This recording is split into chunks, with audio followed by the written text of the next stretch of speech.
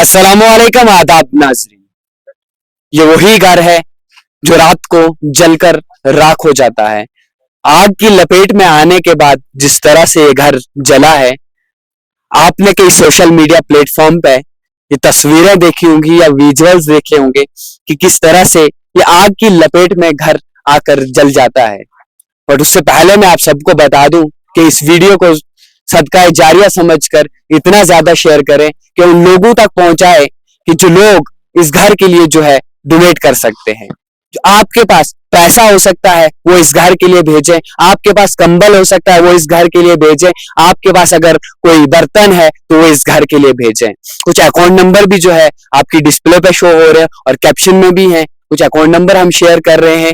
कोई ट्रस्ट है, अपना मरमत का ट्रस्ट है, उसके अकाउंट नंबर आप सब तक पहुंचाए, आप भी उन सब से कांटेक्ट कर सकते हैं। बट उससे पहले मैं बता दूं कि कुछ लोग यहाँ पे मौजूद हैं अभी, इनसे भी हम जानने की कोशिश करेंगे कि आग लगी तो लगी कैसे और इनकी क्या मांगे हैं मरम्मत के लिए। अक्सर देखा जाता है कि मरम्मत के अंदर जो है लोगों को हमेशा बेवकूफ बनाया जाता है।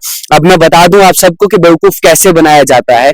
अब आज जो है रात को इस घर में आग लगी है और डिस्ट्रिक्ट एडमिनिस्ट्रेशन को इस चीज पर ध्यान गया है कि मरम्मत के अंदर फायर सर्विस देनी है और 2 दिन 3 दिन तक ये बात उनके दिमाग में रहेगी और उसके बाद जो है उनके दिमाग से ये बात निकल जाएगी कि मरम्मत भी कोई चीज है। चलिए लोगों से भी जानने की कोशिश करते हैं कि क्या कुछ मसले हैं मरम्मत के और एक फायर सर्विस मरम्मत के अंदर होनी चाहिए या नहीं होनी चाहिए। सर, सबसे पहले मैं आपका नाम जानना चाहता हूँ। तारिक हुसैन सर। सर, क्या लगता है आपको ये आग किस वजह से लगी यहाँ पे, और आप तो शायद यहाँ के रात से ही हैं, तो किस वजह से आग लगी और आग को काबू कैसे पाया गया? हाँ बिल्कुल सर, हम ये मान के चलो कि बहुत जल्दी विद इन शॉर्ट टाइम यहाँ पहुंच गए थे। जब तक हम यहाँ आते हैं तो यहाँ आग ने पूरा जो है अपना कवर कर दिया था, पूरे मकान को कवर कर दिया था। तो आग की वजह बिजली की शॉर्ट सर्किट बताई जाती है, शायद बिजली की वजह से लगी है, क्या हुआ ऐसा ही कुछ मामला दरपेश आया हुआ है। तो आग को काबू कैसे पाया आप लोगों ने? सर, आग को काबू पाने के लिए काश अगर हमें यहाँ पर फायर सर्विस की गाड़ी अवेलेबल होती तो कम से कम, ज्यादा तो मैं नहीं कहूंगा, जो यहाँ पर कम से कम 20 से 30 लाख का नुकसान हुआ है तो कम से कम आधा से ज्यादा तो बच सकता था, क्योंकि फायर सर्विस को यहाँ पहुंचने में 2 से ढाई घंटे का वक्त जरूरी होता है। 2-2.5 घंटे तक यहाँ पर कम से कम 2000 के करीब जनता इकट्ठी हो गई, लेकिन उनके पास ना कोई पानी की सुविधा उपलब्ध थी। अगर पानी होता भी तो भी इतनी ज्यादा आग पर पानी से काबू पाना नामुमकिन था। काश अगर हमारी यहाँ फायर सर्विस गाड़ी पास में पूरे इलाके में कहीं गुहा में नजदीक, जहां से कम कोई आधे घंटे में यहाँ पर गाड़ी पहुंच सकती थी होती तो हमें इतना ज्यादा नुकसान नहीं होता। क्या लगता है कितना नुकसान हुआ होगा? देखिए, जानी तो कोई नुकसान नहीं हुआ है, माली तो बिल्कुल खाक हो चुका है, घर जल के राख हो चुका है। क्या लगता है? सामने विजुअल्स हैं, आप देख सकते हैं। कमोबेश जहां तक हमारा आइडिया है 25 से 30 लाख रुपए का नुकसान माली हो गया है। इसमें बिल्डिंग थी, फिर घर के अंदर कितनी सारी अशिया होती है जिनकी बंदा कीमत ही नहीं लगा सकता है। पूरी जिंदगी जोड़ा होता है, 50 साल बंदे ने लगाए होते हैं, 60 साल लगाए होते हैं, 60 साल में वो कितनी चीजें जोड़ देता है। अब इतनी चीजों का अगर तखमीना लगाया जाए तो कमोबेश 25 से 30 लाख रुपए का नुकसान यहाँ पर हुआ है। अभी क्या मांगे कर रहे हैं आप लोग?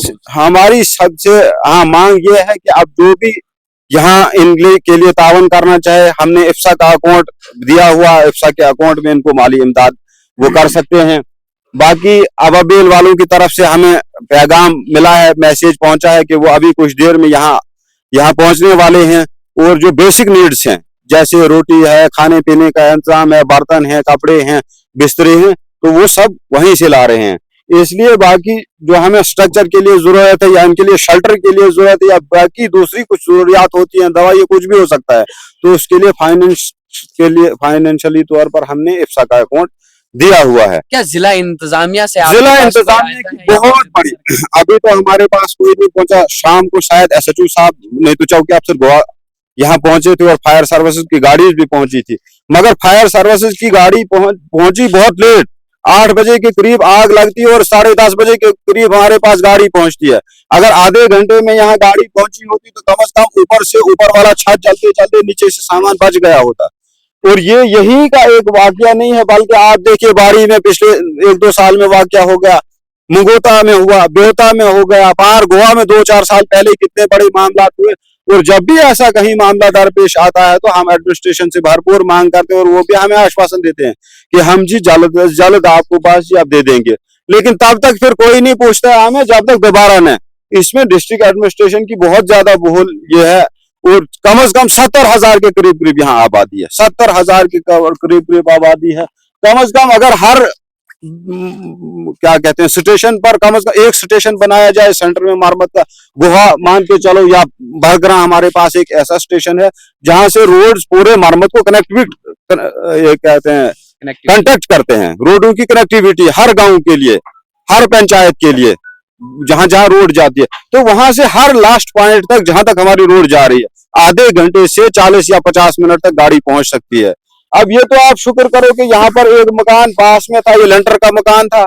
अगर थोड़ा बहुत लोगों ने थोड़ा बहुत लड़के बहुत ज्यादा हिम्मत नहीं की होती, पास में 2 और मकान है, उनको आग लग जाती है। अगर 2, 4, 5, 7 मकान इकट्ठे होते तो पूरा मोहल्ला भी जल सकता था।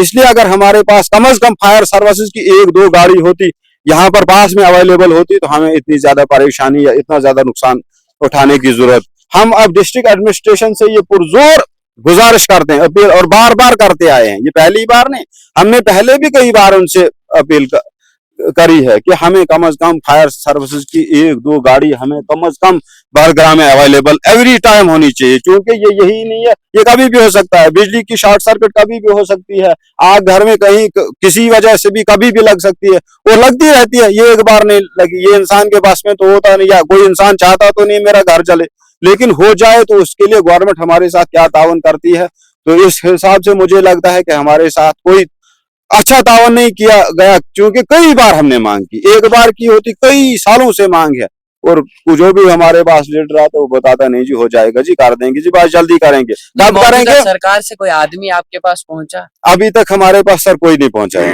अभी तक हमारे पास टेलीफोनिकली भी कोई खास राब्ता नहीं है। तो शायद डॉक्टर प्रदीप जी ने राब्ता किया हुआ था हमारे इधर इलाके कुछ बड़े जिम्मेदारों को, जो जिम्मेदार हैं उनसे राब्ता किया, तो हमें उम्मीद है शायद वो कुछ टाइम में पहुंचने वाले हैं, हमारे नोटिस में ये बात पहुंची, मगर अभी तक हमारे पास कोई नहीं पहुंचा है। मासवाए चौकी अफसर गुहा के चौकी अफसर साहब गुहा रात को हमें पहुंचे थे, मतलब वो जल्दी पहुंचे थे, शायद 9 बजे के करीब करीब, वो दिन शार्ट टाइम पहुंचे थे, मतलब उतना टाइम उनको दरकार था यहाँ पहुंचने के लिए। तो उसके बाद क्या कहते हैं फायर सर्विसेज की गाड़ियां भी हमें पहुंची, ये नहीं कि वो पहुंची नहीं, मगर पहुंची तब तक जब तक काम हो गया था। अब उनकी फिर उन्होंने तन मन धन से बेचारों ने कोशिश की, उनकी जो ड्यूटी थी उनकी उन्होंने तो की, लेकिन गलत एडमिनिस्ट्रेशन की कमी ये है कि हमें इतने बड़े इलाके को, जहां तहसील है, एक तहसील है, कोई छोटा इलाका तो है नहीं, 70,000 के करीब आबादी है, इतना इलाका है, इतनी पब्लिक है, इतने गवर्नमेंट बिल्डिंग्स है, प्राइवेट बिल्डिंग्स हैं, मकान है, लोगों के घर हैं, क्या इस इतने बड़े इलाके के लिए 2 फायर सर्विसेज की गाड़ियां अवेलेबल नहीं हो सकती है, नहीं होनी चाहिए, नहीं जरूरी है। ये एक बहुत बड़ी कमी मैं डिस्ट्रिक्ट एडमिनिस्ट्रेशन को ये माथे लगाता हूँ, ये बहुत बड़ी कमी है कि हमें इस मसले से इस लिहाज से बहुत देरीना मांग होने के बावजूद भी नजरअंदाज किया गया है। अभी सरकार भी बनी है, सरकार से क्या मांगे करोगे आप?